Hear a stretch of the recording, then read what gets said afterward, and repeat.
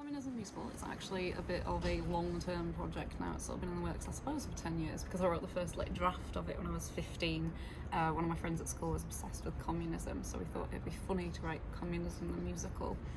And eventually I sort of rediscovered it while I was at university, and we ended up putting it on as a show, a group of us, and taking it to the Edinburgh Fringe Festival.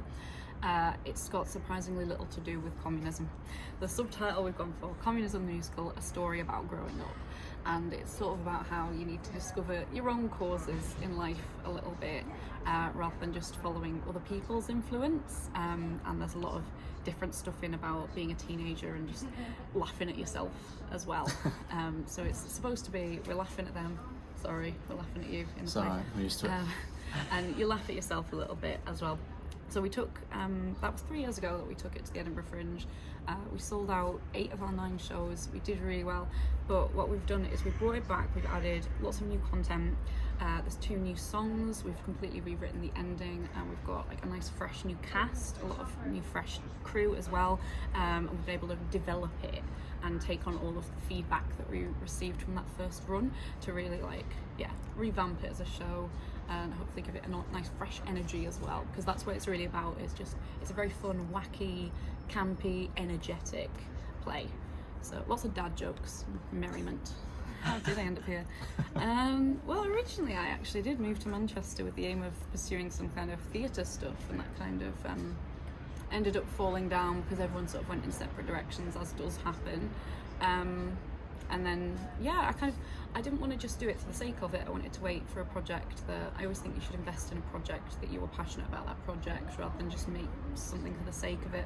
So when the opportunity came to redo Communism the Musical and, like I say, revamp it and get all of my very talented friends on board, I was like, yeah, fantastic. And we have actually ended up doing it. We've just taken a bit of a scenic route to get there. But I really do love Greater Manchester since I've moved. It's actually a really fantastic area, and what I appreciate about the Fringe as well is that it reaches out beyond just the city centre to all of the different communities and boroughs around Manchester. I think that's something that's really important to me. It's great that it's been performed before, because as an actor you get to see what the expectations are, how they want it to perform, how great of a show it was, because it is a great show. But also you got large boots to fill from an acting point of view. But I've been lucky enough to get cast as Karl Kommufist, who dreams of being a superhero himself, much like I do. And I auditioned via a site called Star Now, and over Zoom, I think it was. Yeah, it was video auditions at that point. It's still in lockdown.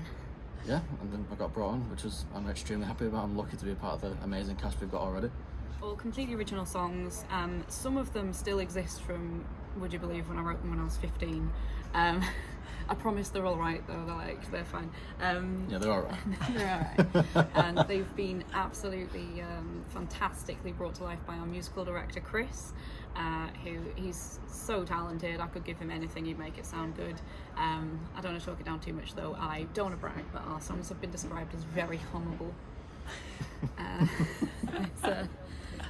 There's a real sort of sing-along aspect to it in parts actually, but they're all completely original songs that the cast have done a great job with so far.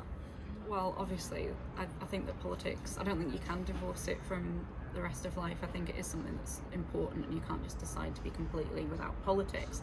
But I think as a teenager you can often get very caught up in different things, and that's sort of what the show is about as well, because I know that when we were writing it, me and my friend, when we were 15, that was very much the vibe. We were kind of obsessed with all of these abstract political causes that we had no idea how they would work in real life. So that's what the musical is about, having a bit of a laugh at that kind of trope and how that impacts you growing up as well. When I signed up, I thought it was all to do about communism. Yeah. I've been bait and switch here, because it's very little to do with communism. Yeah, there's not that much communism in it. So I actually wrote another musical in lockdown actually, because I needed something to do, and we're hoping to put that on for the next Fringe Festival, the next Greater Manchester Fringe.